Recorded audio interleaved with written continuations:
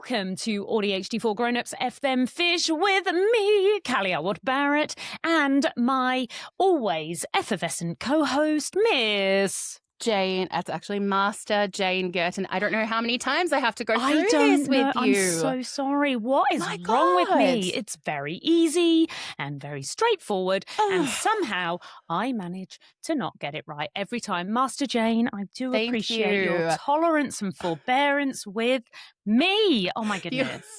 You're stricken. You're stricken from the court. I am stricketh from the official recordeth. Anyway, Hi, I'm Jayne. Yay. Hi, Jayne. And look, we are your neurodivergent besties. We are going to be talking with you all about various things neurodivergent and being a grown-up, life, love, work, all the things that you kind of want to have a conversation with someone about, but you're not sure if you're going to sound a little bit stupid. Well, you know what? We are happy to sound stupid for you. We love it, in fact. That's what friends do. Yeah, we don't pretend to be perfect on this podcast. Our catchphrase is, maybe we'll get better. But maybe. Maybe. Just maybe. We'll try. I don't know why. I feel I've heard you say that before, but I don't know why that landed for me so well today. But look, besties, we call you our besties. We think of you as our besties. And we are going to go on this journey with you. Now, just a fair warning, if this is your first time here, we swear. You wouldn't believe it, right? Would not read about it. Right? Never, ever would you think that we swear. We're I know, very we look pure. so innocent. Very. Yeah, I went with pure. Very pure and Are we innocent. virginal? Apparently. But look, if that's your jam, stay with us. Today we're going to be talking about all sorts of things to do with intuition, so that's going to be exciting. Before we do, though, if you are watching us on YouTube, click like and subscribe. I'm going to point at something and see if that's the button. Okay, Callie's pointing to random things on the screen. If that's the button, like and subscribe. If you're listening to us on your podcast app, follow, like it, give us a review. All of it is really helpful for us, and we would love to build our besties listenership. Absolutely. Was that a weird noise that just came out the back of my throat then? I think it was. I went, ah. Yeah, you were really excited. I was excited. And look, every single comment that we get, every single time you share anywhere, especially if you send it on a message to someone, anything at all really helps. I mean, it costs you nothing. So, but we will be forever grateful. So thank you so much. I forgot to share with you, bestie Callie. My mummy listens to our podcast and watches it on YouTube, and she is tech limited, I would say. What are you doing? Been dropping my fidgets. What the F just happened? I was playing with my spider fidget and then I dropped it and then I nearly knocked everything off the table while I was trying to catch it. I'm sorry, please carry on telling me about Mama Jayne. That's okay. Well, my mummy listens and watches, and her review, which she said to me because she can't figure out how to actually do it on tech, is that she loves it because she feels seen and she feels like she's not the only one anymore, and she feels valued because we're sharing a lot of stuff that she just goes, oh my gosh, hadn't thought of it, didn't know anyone to talk to about it, kind of thing. So that's what you can expect from our pod, besties. Yeah, hopefully. But look, let's underpromise so that we keep expectations low, because remember, we might get better. All right. So how have you been? Tell me what's going on in Jayne's world. So good, and big changes that I'm really excited I can now share with my besties on the pod. But I have finished my everyday J job. So I am no longer. It's so good. I have no words for it. I'm excited that much. Me too. I wrapped up last week, and Callie was in Melbourne, so I got to see her and have a cocktail to celebrate. But essentially, I have finished my job, and I'm moving into another job, which is the kind of changes that I've been loosely referencing. And the new job, I'm not going to name it or anything, but it is in the neurodiversity sector. So I am super pumped and very excited that I will be in this zone 24/7. That's me doing. Hey, I did a shimmy along with that. Yeah, I was doing a weird kind of like driving dance. Yeah, what was you that? know, like where you're like driving with your hands, but it's not really a dance. I don't even know. Are you doing the wheels on the bus? No. The wheels maybe. on the bus go round and round. But it's so exciting, babes. It's so I'm so good. excited. Yeah, and let's be honest, like you're finding now that the more that you're in this space, and you have so much to give in this space as well. It's going to be amazing. I'm so flipping stoked to see where this goes next. And we get to keep working together because we have all of our stuff that we've already got on the go. It's already like built and we're already doing all those things. So that is amazing. Yeah. Master Jayne moves into a whole new level. Should I go into the new workplace and demand they call me Master Jayne? 1000%. Yeah, Okay, absolutely. It won't make things weird. No, not at all. No.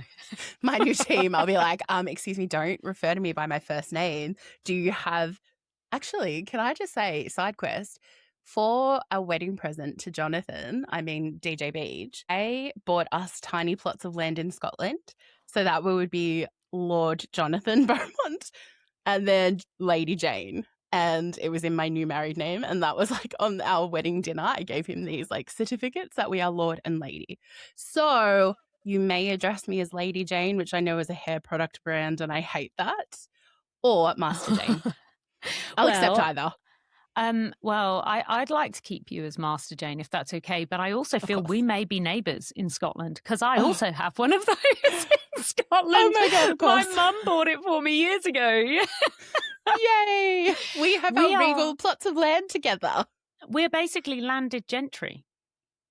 Amazing. And look, I don't want to brag. I also have a star. Wow. Right. Okay. That was I've definitely got a humble real brag. estate basically everywhere. Oh my God. Me and 75 million other people probably have the same star. It doesn't matter. I don't have a star. Okay. Yeah. I'm just a master. Master. See what I did there? Yes, I did. They give a load of validation. I will be starting my new job next week. I have this week to reset. And I'm really excited that we're talking about intuition today because I feel like I secretly manifested all of this fun, exciting new change by following my intuition. So I'm really excited that we can talk through it today. I was going to say before we do, I want to know how you are. Oh, how am I? Oh, yeah. So the emceeing and everything from last week, bloody phenomenal. I got to meet some of the coolest flipping people. And hang on. Did you make a tit of yourself in front of Jacinda Ardern? Don't think so.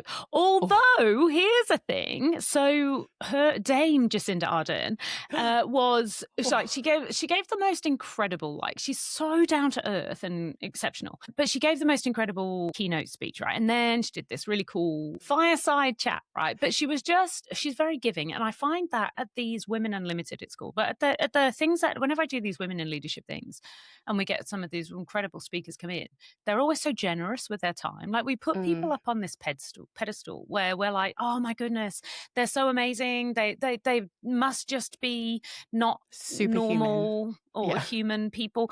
And then you meet them and they are just delightfully warm and giving. I mean, don't get me wrong, there's always some people who aren't, but then that's the beauty of humanity, right? Whereby just because they're not as effusive as others doesn't mean they're actually not just as caring. They might just have a different way of presenting themselves, right? So she was intensely warm. But what she mentioned on multiple occasions was, how much she was overthinking things. That when she was in, at night, she would do things that would happen while she was Prime Minister of New Zealand and then like be overthinking them for weeks. And it would be a conversation. She talked about overthinking so many times. So I tried to get you to give me your Overthinked mug back. Hang on. Less than half an hour's notice, and you were on the other side of Melbourne. No, I don't want to hear the logistics. No, I want to give context to this. Callie, beautiful Callie, came down from Canberra where you live, and brought me an Overthinked mug, like branded Overthinked mug.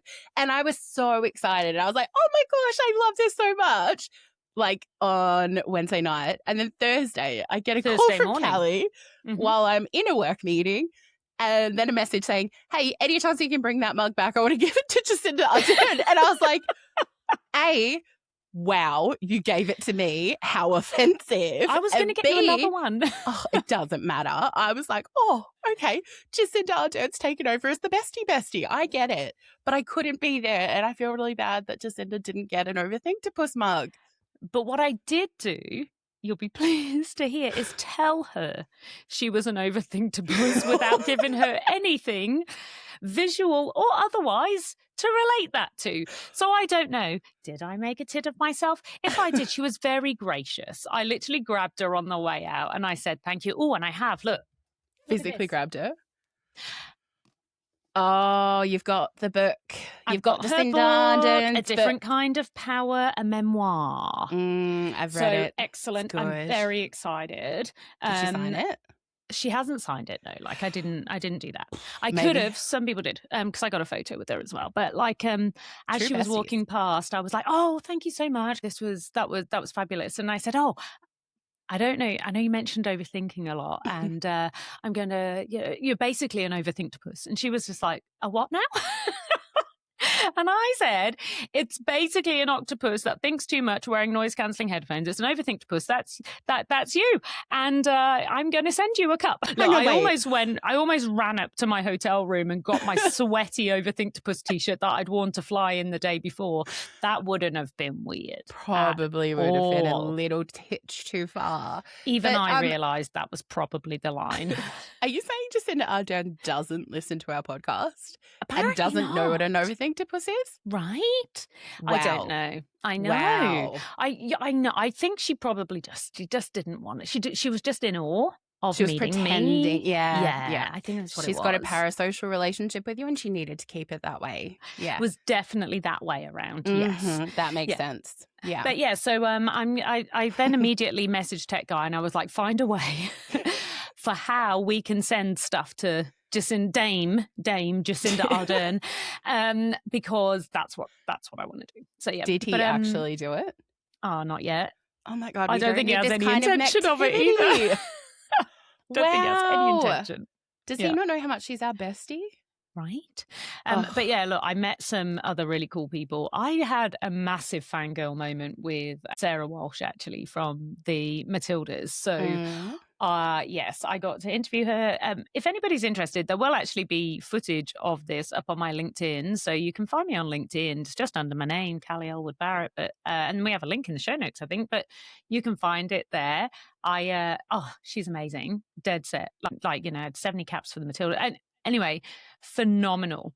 And because I am an MC that does things a little bit differently, as all of my speakers and interviewees got to find out, they all enjoyed it, from what I can tell. They all very much enjoyed it, and they all seem to have a good time with it. But my question to Sarah was, here's some serious things. And then I said, where do you get the audacity? Was like kind of...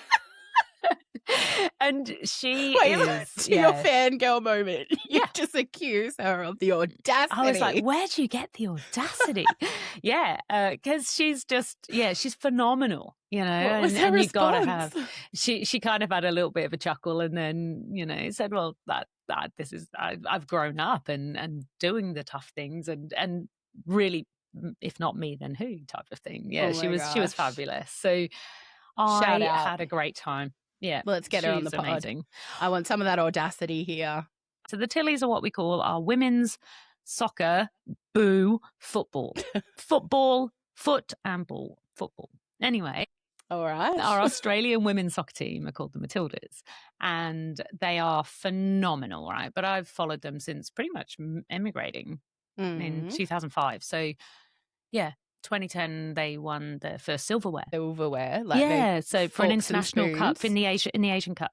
No, they can't. I think it's a big plate. Actually, it's a big plate or a cup or something like that. Usually, it's not forks and spoons. You're really talking to someone who doesn't have a fucking clue about sport ball. So silverware to me is like, some nice cutlery. That's an expensive set that she won. She can eat with it every day as a reminder of their win. Yes. How delightful for them. They all got their own spoon. We help them with their spoons. That's what's going on. They give a load of validation. Let's talk about all things intuition, right? Because I know that, as you said at the beginning, that you believe this whole new move for you is as a result of trusting your intuition. And if I may, I thought what would be really good to start with would be to let's define what we mean by intuition. So what does it mean to you? Okay, so to me, it means being comfortable and grounded in my body and aware and present to know what I'm sensing and feeling and make a decision based on that. So it's almost like thinking with my heart and soul rather than just my brain. And it's come from a lot of work that I've done in the past 18 months. And so much of that was working through fibro because I believe that's mind, body, and soul work. I don't know, it's hard to describe for me, but there was a couple of moments, like the first moment where I just felt this instant intuitive click of wanting to do more work in this neuro-inclusive space and start the Neuro-Inclusive Collective. And I reached out to you on LinkedIn. And from that, obviously, we blossomed and grew into besties. And then each step of the way, it's almost like I've taken more time and more awareness of my body and my heart and my soul to make decisions based on that. And that intuition that I cannot tangibly put a finger on is what I believe has been guiding me. And it's like the universe has just opened up and opportunities have been there that I've been able to say yes to. And this job came along and I just went, holy moly, designed for me. It embraces all the stuff I do outside of work in this space with everything I've done in my career and gets me to where I've been wanting to go for a long time, which is back into social work, back into helping people. So yeah, it's the intangible, but the heart and soul and being connected with that, and potentially some might call it spirituality and things like that. But that's to me what I mean by I feel like I manifested it and I've been following my intuition for a while. I love it. And so for you, it's got kind of that spiritual side to it. But I think if we think about other definitions around intuition, it's that gut sense, right? It's that feeling of, and potentially, everybody uses intuition in a way that makes sense for them. And I've, done my usual. I've got a bunch of notes that if you're on YouTube, you'll see me reading over on the screen. These are all my notes that I get to, so that for those of you who've been here before, I don't go off 75 different side quests and then miss the entire point. But yeah, so I think it's important not just to suggest it's not only a spiritual thing, right? Because there are people who are going to be like, well, I'm not spiritual at all, but I still feel I have a strong sense of intuition. And we'll look at things like pattern recognition, for example. But I think it kind of goes all the way from I know something, but I don't know how I know it. All the way to maybe I'm psychic, right? Like it's kind of those things. And I know a lot of neurodivergent people, and you certainly see it on social media and that, where they say, am I psychic? No, turns out I have ADHD, type of thing, right? And I just think there's a piece in that. And we are looking at the funny thing of it. But I do think that there is a real thing to intuition. And I am exactly with you. The times in my life when I followed my intuition, when I've listened to that voice, have been the best times.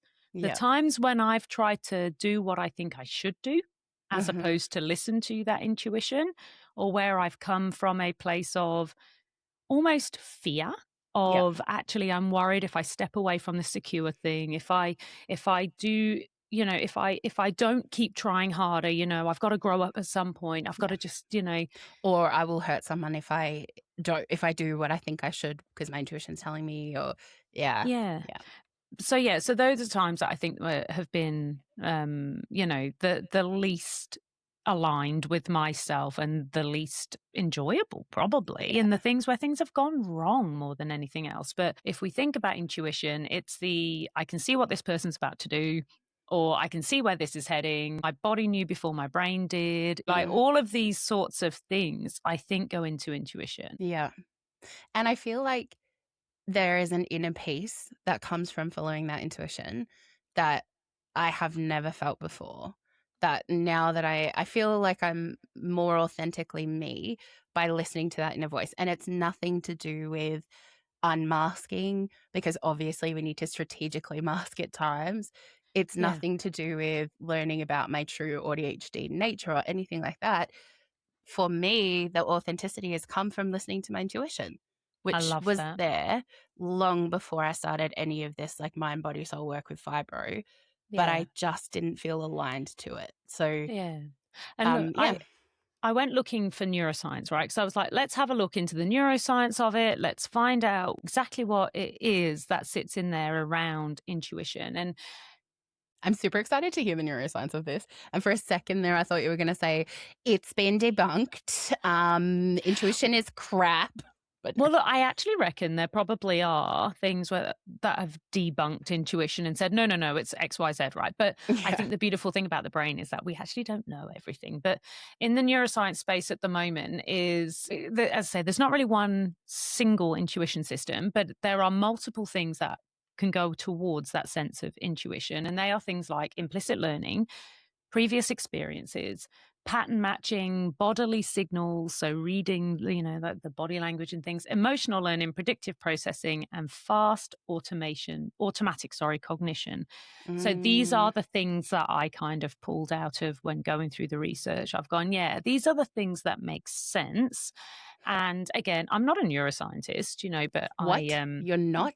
I know. You've had a very varied background, and neuroscientist wasn't one of them. I know. I mean, behavioral science and things like that, but not neuroscience. But, I obviously also have a penchant for research and study. And so, yes, I like to apply it into neuroscience at the moment. But so I think the final thing I'd say on intuition is that perhaps it's not actually about knowing without evidence. Perhaps there is evidence as to why we know, but we don't necessarily have conscious access to the evidence. My stars. I can see how that would happen, and I love this thought process. Tell me more. They give a load of validation. I studied social work and I fell into jobs and burnt out really quickly, had a few breakdowns, kind of went from job to job every few years. It was the last breakdown at the end of 2023 that was really dire. And after that, fibro hit. And I believe the fibro was the body kept the score. And the body, my nervous system, all broke. I think there is a link between the fascia, which is the sheath overlay that goes around your muscles and your bones and your body and stuff, and it all tenses and tightens and contributes to the pain of fibro. So I started looking at alternative healing because I had no success with any pills or anything like that with my GP, who was lovely, but I just wasn't getting better. And mid last year, I got to a point where I went, I can't do this. I cannot keep going. It had been 2 years already of basically being unable to do anything. So I went to a kinesthetic healer and she was good. I saw her for a couple of sessions.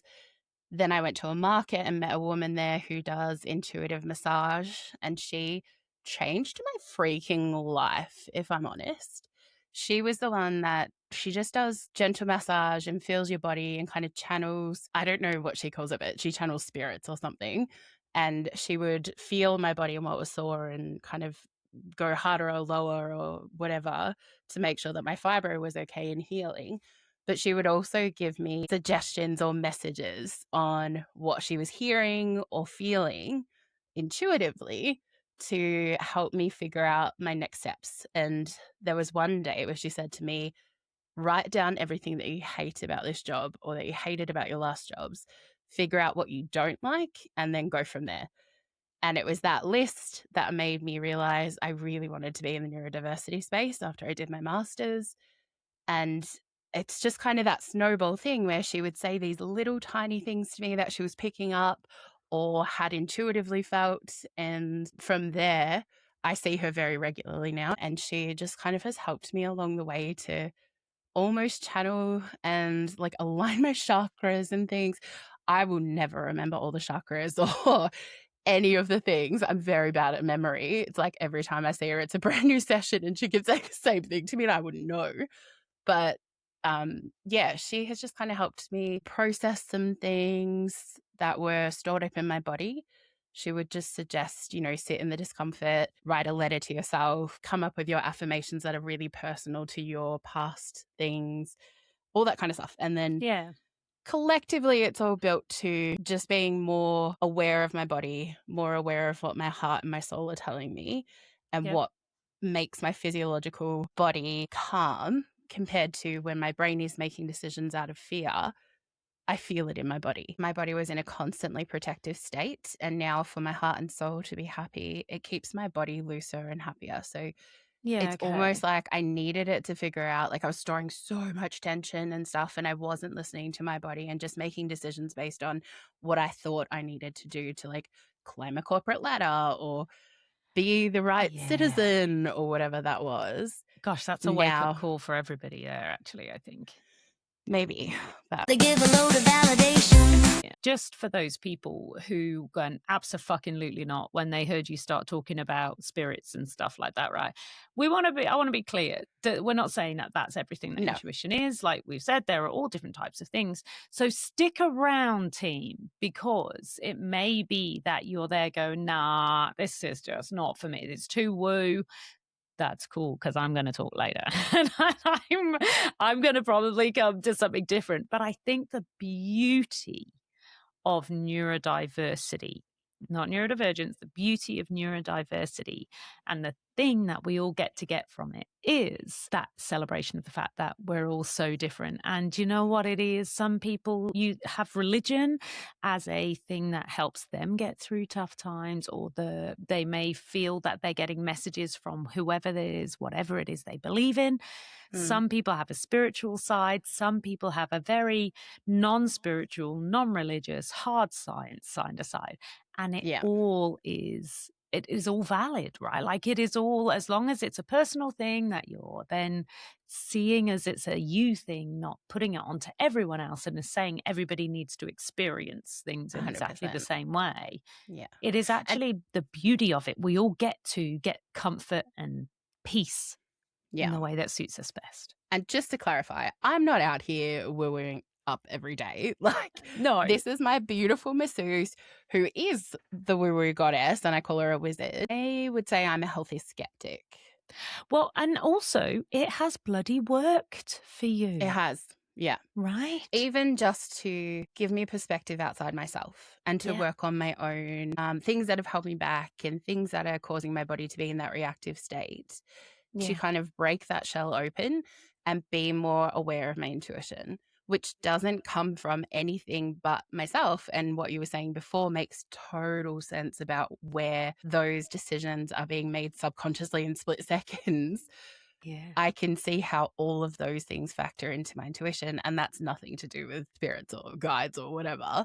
That is 100% my life experiences and things that I observe. And I think our brains are wired, I'm talking you and I, potentially ADHD people in general, our brains are wired to see and observe and pick up all of the noise. So we've got like almost a large language model behind us, like ChatGPT does, that feeds all that into us. And we have strong intuition because we've got all that data that just sits in the back of our brains. I agree. I'm a very rapid processor, right? Yeah. Like a very, very rapid processor. A lot of people with ADHD are. Not everybody. Let's not generalize, obviously, as you just beautifully pointed it out, that it's people do it differently. But when you are constantly, and hypervigilance is another word that gets used for it, right? Like when you're constantly aware of what's happening in everything around you, and that's certainly how my type of neurodivergence plays out. I'm like constantly taking in every input from all over, whether it's people-based input or environmental input or whatever it is. And what I really liked when I was doing a bit of the deep dive again into intuition was about how that historical experience perspective as well, because that is, I think that's a bit that sometimes is harder to tie. And you can go, yes, pattern recognition. I see all of the things around me and everything else, but tying in the pattern from previously as well. And I have to say, it's very rarely wrong. Yeah. You know, and there is a difference between the overthinking and the rejection sensitivity and pattern recognition, right? The two are not the same thing. So, you know, if you're thinking you're seeing a pattern of rejection, that's not pattern recognition. That might be rejection sensitivity, right? I'm curious because as we're talking through this, I'm thinking that hypervigilance, was that your stomach? Did you forget to eat? Very before? possibly. Sorry, everyone. It was so loud. Sorry. It was great. That hypervigilance, I feel like that was there for me my whole life from stuff in childhood. And we know neurodivergent children are exposed to 20,000 more negative feedback points throughout their formative years. Is that the stat? It's like 20,000 pieces of negative information or negative feedback by age 12 is the one. Right. But again, it's one of those kind of soundbitey things. I don't know how exactly they can measure that, but we know it's a lot more. It's significant. Yeah. So do you think our intuition as neurodivergent people, and I'm asking you as yourself, not everyone, is more attuned to being or seeing negative things happen? Or is it just more comfortable for us to trust the intuition for the negative things because the happy things or the different things are scary because we don't know what that's going to be like? Like I found the last year really challenging to listen to my intuition and go, I'm going to say yes to that. I'm going to say yes. I'm going to take that opportunity. And it's terrifying because I don't know the outcome. Whereas my intuition in the past has always been, I know how this is going to end and it's not good. That is such a good question because all humans have a negativity bias. So when we talk about behavior, we talk about different biases, different heuristics and things like that. And there is a negativity bias that all humans have. We are, and it's a survival thing. If you think about it, we have to be able to see the possible risk and danger and those things that might be coming so that we can try and survive. I've not really thought about it in that way before, but I think, yes, I think we are more likely to see that because they're the things that could save us. Whereas the positivity ones, the intuition piece, I feel that you do have to make a decision to follow the yes. And I've certainly done that. Yes, it is. I've certainly done it in the past where I've gone, do you know what? I'm just going to say yes. I'm going to take the risk. And I think that it takes a leap of faith in your intuition in a way that having a confirmation of your negative pattern that you saw, the negative intuition, having a confirmation that you were right doesn't require a leap of faith.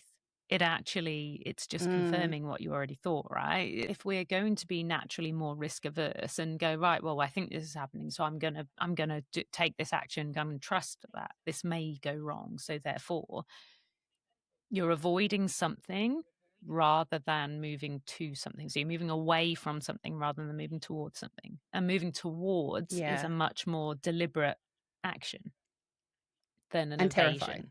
Yeah. And you have to trust yourself. And we're not very good at trusting ourselves as neurodivergent people. And maybe that's the reframe here. Don't have to trust yourself, just trust the intuition. Call the intuition a different name to the negative voice that we have, that we've all named Jessica. Sorry, any Jessicas that listening. I did read a lot of Sweet Valley High when I was younger. When I was younger, the mean girls were always called Jessica. Oh. You don't know what Sweet Valley High is? No. Oh my God. Every time you mention anything on the pod, I'm like, I don't know what this is. And then I feel so judged by you. I see you your are judged eyes. by me. They give a load of validation. So anyway, we have our overthinking voice, the one that's always mean to us. We call that whoever. I do call mine Jessica. I'm so sorry.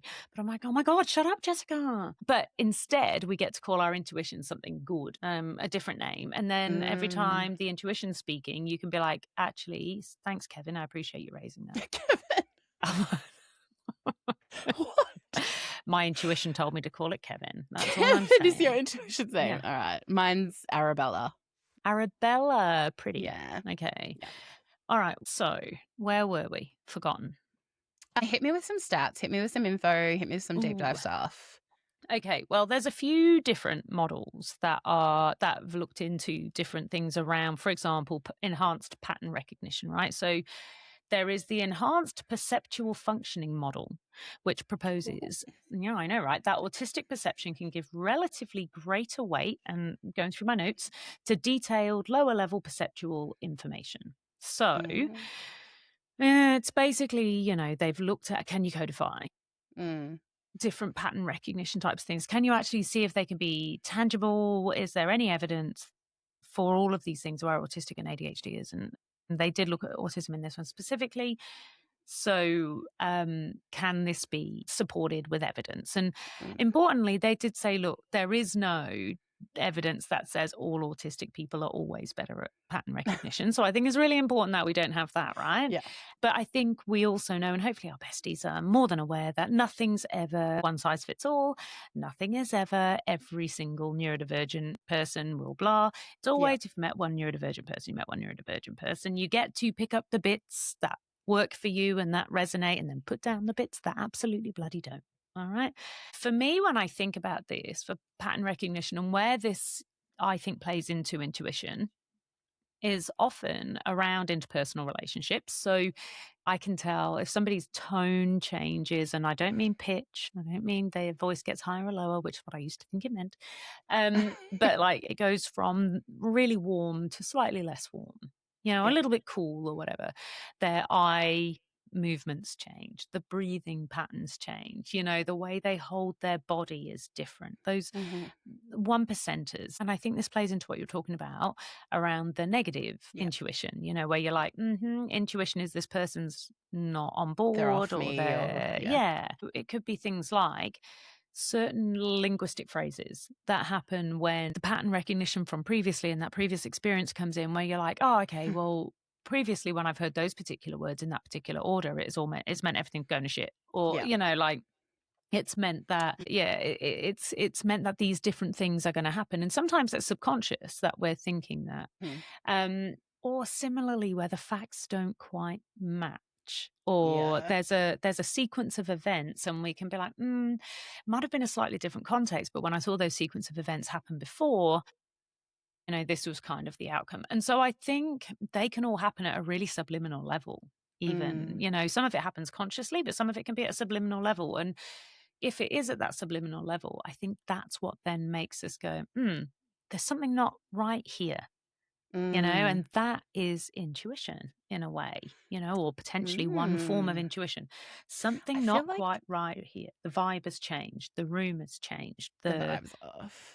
The steps are showing me that this outcome's likely to happen.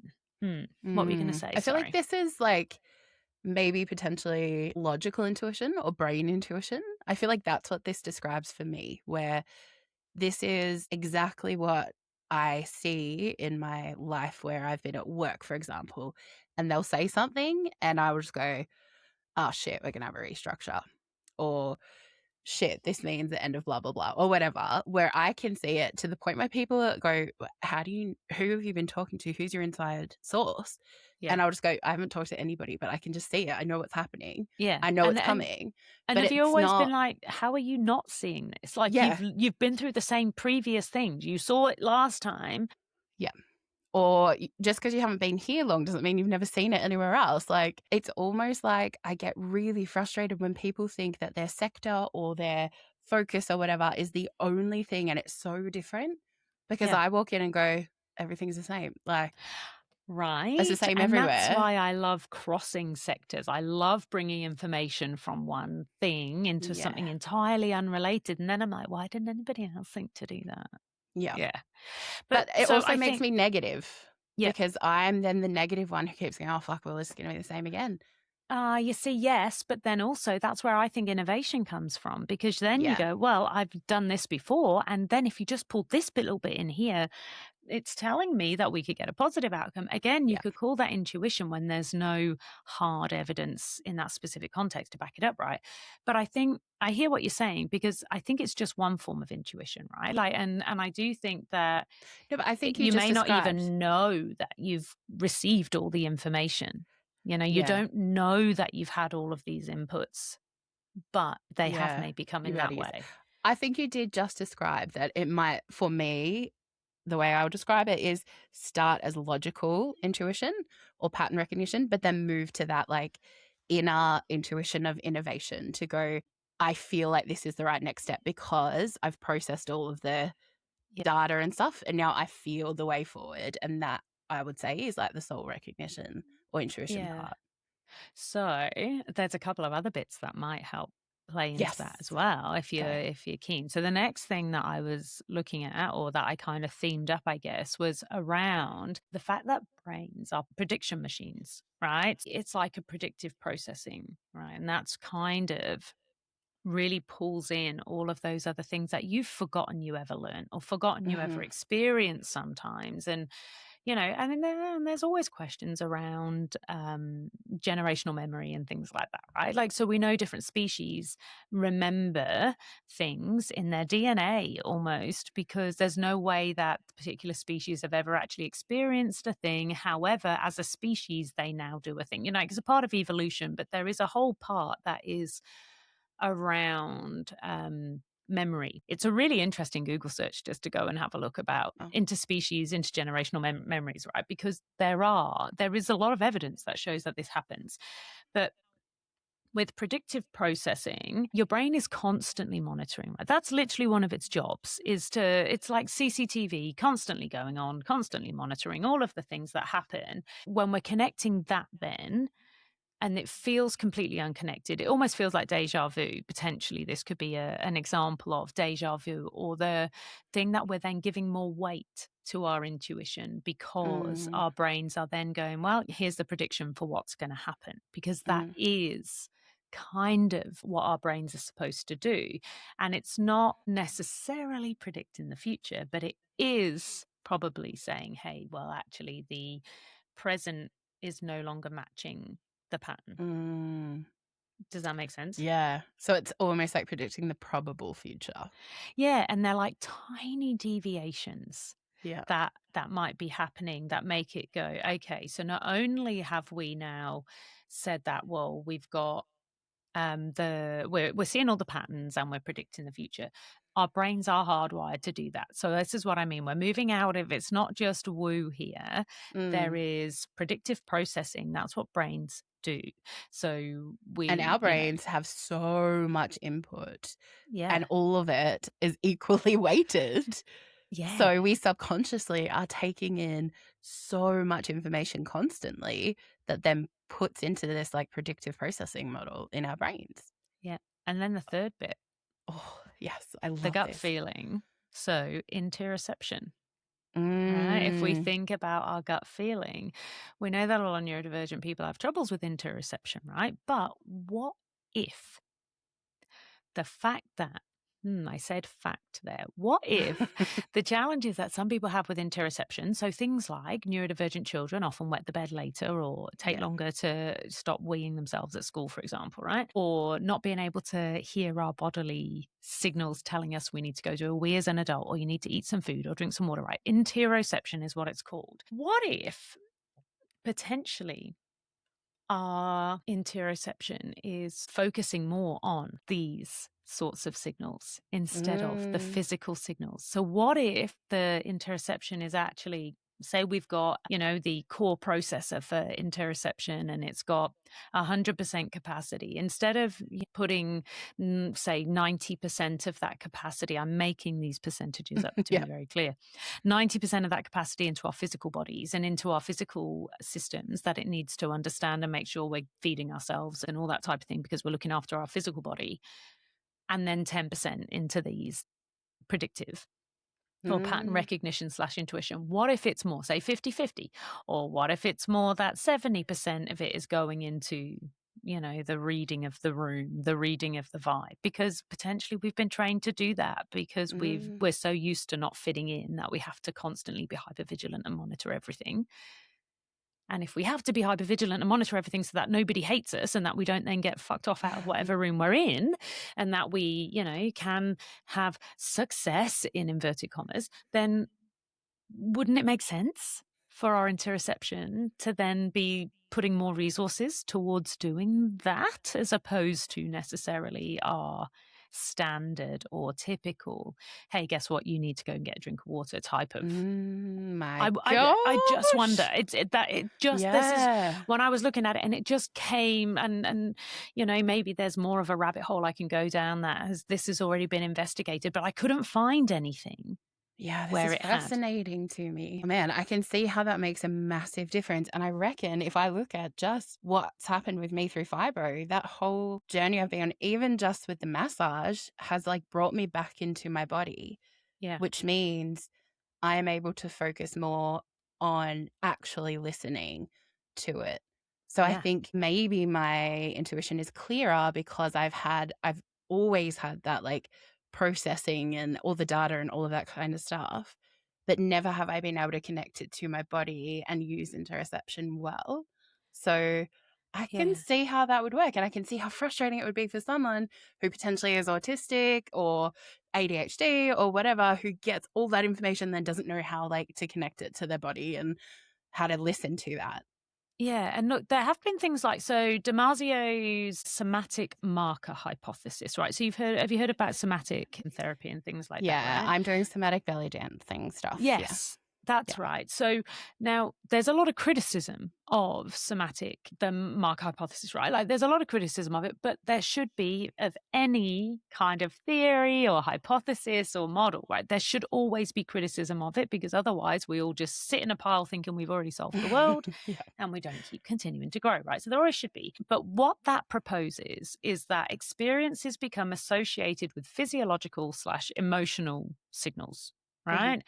And that those signals can influence later decisions before conscious reasoning has fully caught up. So that's what somatic therapy and things is all about, is that listening to your body, figuring out what those signals from your body say, and then kind of trying to interpret them, so that you can then heal through that brain-body connection. Is that how you understand it? 100%. That is exactly how I would have described it, just less articulately, because you are incredibly intelligent and good with words. Oh, and I would just muddle through. You bless you, you're so lovely. But yeah, look, so neuroscience, see, Yeah, I just it's so proved good your at point. words. Proved your point, yeah. But neuroscience does support, I think it's important to say, it supports the broader proposition that visceral and interoceptive information can influence that higher order cognition.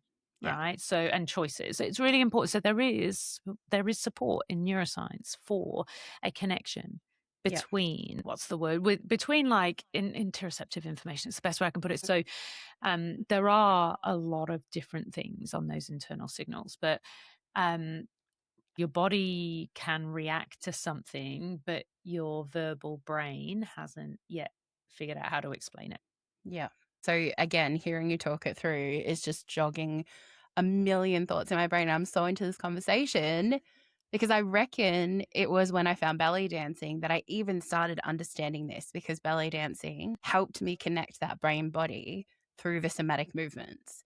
And the more I've learned about that doing the teaching course, the more clear it is that belly dance itself helps with like intersecting the body in different parts, and the moves help your brain and your left and your right side all work together, and you feel your body, so you feel the move however you need to do it rather than specifically being good at a particular move. So that was probably the first thing that helped me down this road of listening to my body and intuitive healing, I would say. Yeah, nice. For me, it's yoga. Does the same. It used to be running when I could run, but I think it's yoga. And there's a thing in yoga whereby when you go into pigeon, which is like a really deep hip stretch, if you go into it, you can really release emotionally. And it's something like your left hip is childhood or previous kind of emotions, and then your right hip is present day or something like current things. But yeah, so I do think that piece around hypervigilance is important as well, because hypervigilance can be a trauma response. And so it is really important that these things are complex. We're not suggesting that it's not complex, and that actually a trauma response can be massive hypervigilance. And I think trauma looks different for different people. It's not subjective, like your trauma isn't less because somebody else's feels like has more of a reason for being traumatized. And we're never going to be 100% healed either. We're always going to have trauma responses to things. Like here I am being so pious about my healing journey and blah, blah, blah. But there will be things that flip me back into my fight, freeze mode. Yeah. That I think I've worked on, but like it never fully goes away, and there will always be things that crop up. Yeah, and that work really comes into play when you're like, well, you constantly have to work between what is intuition versus anxiety. Yeah. What is rejection sensitivity actually? And it's not intuition. And if I just think everything's intuition, then I'll shut myself away from the world because actually it's an anxiety response, So I think that that's work that we should always be doing and constantly rechecking ourselves. So, and that's got to be so hard for someone who's stuck in that spiral. Absolutely. It might give people a different way to look at it. Right. Yeah. It might give people a different way to approach this sort of stuff and go, well, actually, is this hypervigilance or is it intuition? Is it something I should be listening to and letting myself and go, no, this is keeping me safe? Or is it something that's keeping me contained? I wonder how many of our neurokin are stuck in that cycle and have had diagnoses that are things like depression and severe anxiety and all that kind of stuff. Yeah. Oh, man. And you mentioned it is. And you mentioned the masking piece as well, right? Because that also, I think, comes into the intuition thing because if we have low self-trust because we've masked for so long, and masking is ultimately a sign of low self-trust when it is a forced mask, not our strategic mask. I'm not talking about that one that we choose, but when it's the, I'm too sensitive, therefore, or I'm too much, therefore, and you're forced into like these different shapes, that forced masking, that would then cause you to ignore your intuition as well, right? Or take the hypervigilance as intuition. So I think masking really kind of adds to the thing because then we have that confirmation bias so I mentioned confirmation earlier, but then when something bad does happen, you notice something, you tell yourself you're being ridiculous, you then override yourself, like you're like, no, I'm gonna step out of the oops, ouch, that was my knee. And then it goes wrong. And then you're like, I knew it. I fucking knew it. Oh, I fucking knew it. I fucking called it. And then you just repeat the cycle the next time. My God. So that's a big thing. And look, then obviously there's the whole social flipping intuition. There's a whole element as well where a lot of, like, for example, autistic people apparently have no empathy and we're not able to read people. Okay, whatever. That's clearly bonk, by the way. Right. And look, I think importantly, actually, let me just take myself a step back there. That is true for some people.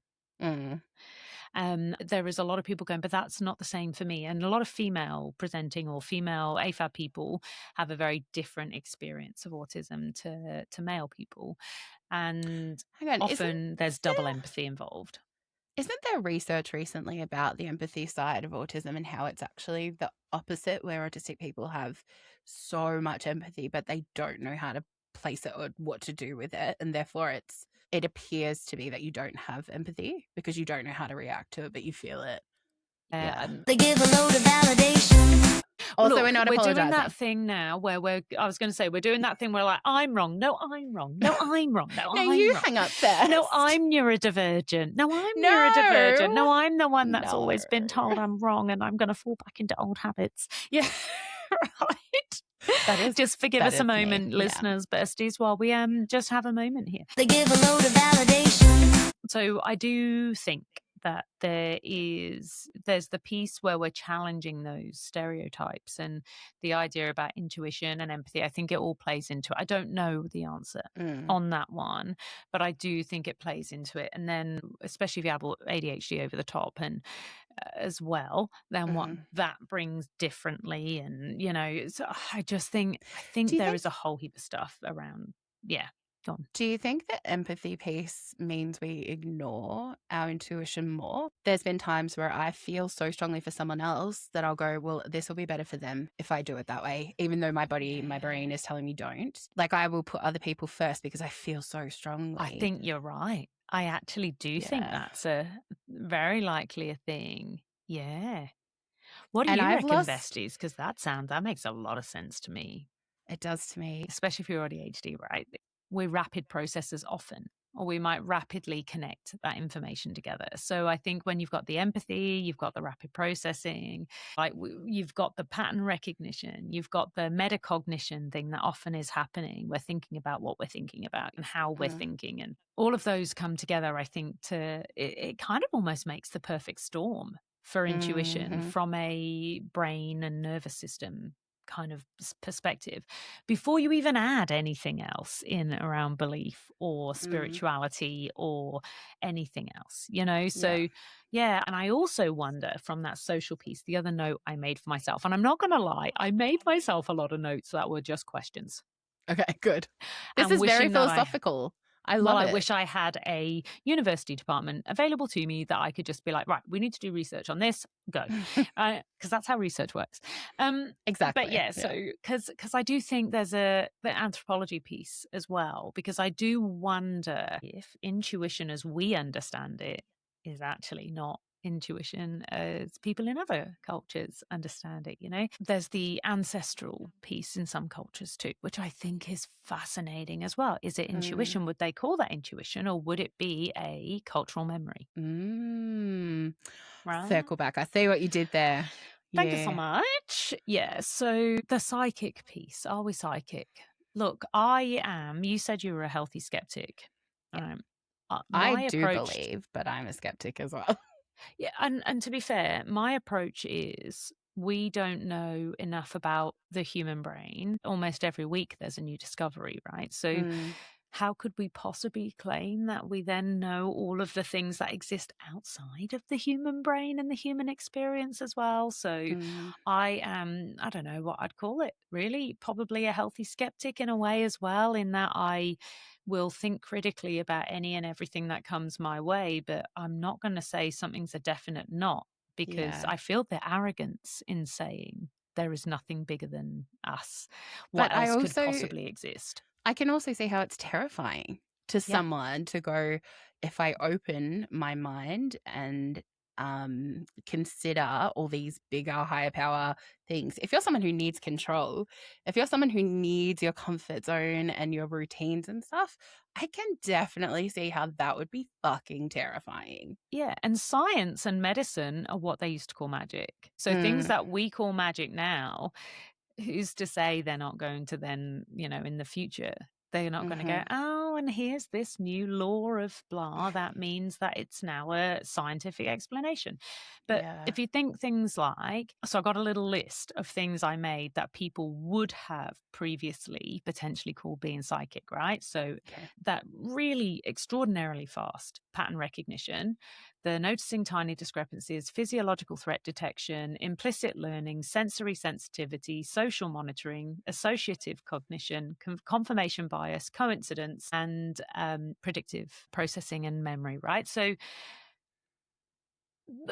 those things. What I'm hearing is that we would have been witches that were burned at the stake. 1,000 billion%. In fact, I'm almost entirely sure I was. All right, at some point, right? So, yeah. Amazing. Yeah, and as I say, there are things that would, on both sides, go, well, of course it must be something bigger than just our brains. And then confirmation bias goes, oh, hi, that's right. Yeah, okay, I'm here, and you just did me. Thanks so much. Yeah, do you know what I mean? Like, I think look, I think the joy of this is actually in the thinking about it. I think the joy of it is in not knowing, because we get to have the possibility that comes with not being able to say it's definitely not a thing. Yeah. And this world, the only thing we know for sure, the only thing we can rely on is that we don't know.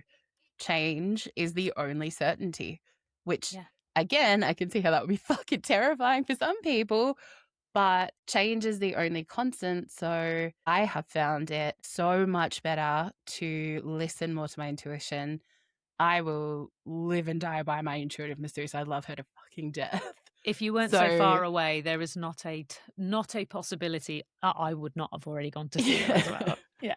I'm surprised you haven't come to see her at this point, but she's amazing. I love her. Yes, there's a spiritual element to that, but taking away that, even listening to my intuition in a world where change is the only constant has brought me the most peace. Yeah. And for those listening, if you are not into the idea of there be, if the idea of even a hint of spirituality is like, absolutely not, just reframe it this way to yourself. What did my brain notice that I didn't notice noticing?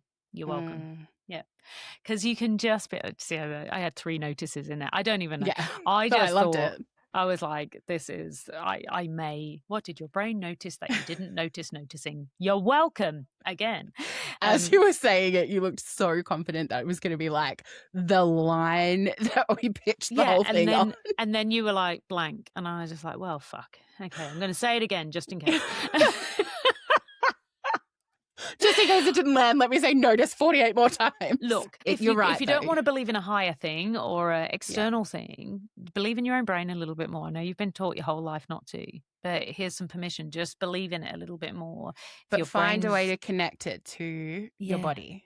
Yeah. And then I think you'll find like your brain is probably already processing and recognizing and computing so much that if you connect it to your body, I think the intuition will get stronger. Absolutely. Which is nothing to do with spirituality. No, and it's trust, actually, in a way, right? It's going to be trusting your nervous system, trusting your brain, trusting all those things that your body's telling you, and being able to say, okay, right, I've got this feeling of intuition. I've got this feeling it's telling me I don't believe in woo. Therefore, what is it telling me? Write it down. Remember, writing stuff down is the key to life. Write it in words. If that's available to you, write it down with a pen and on some paper, and you will find that your brain then suddenly looks at it differently once you've written it out, right? And then you can kind of go, okay, so what I'm seeing is made up of 3 parts, A, B, and C. Part A can have actually come from, I may have been noticing that over the last few months. Can I pull that apart a little bit?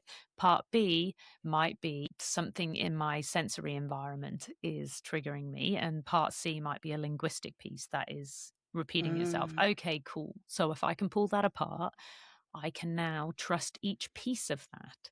So next time I get this intuition feeling, maybe I'll do that again. Maybe I'll trust it. Yeah. And then 3rd time, 4th time, maybe I'm ready to start trusting it a little bit.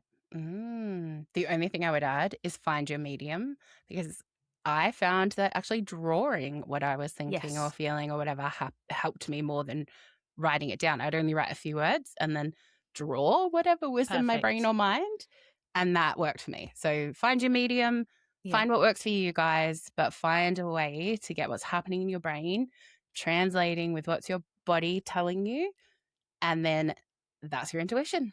Perfect. And that was a really good clarification on that. Thank you, Master Jayne. That's why we call you Master Jayne. You're welcome, Lady Callie. Oh, yes. Do I want lady? Do I want queen? No, I don't want queen.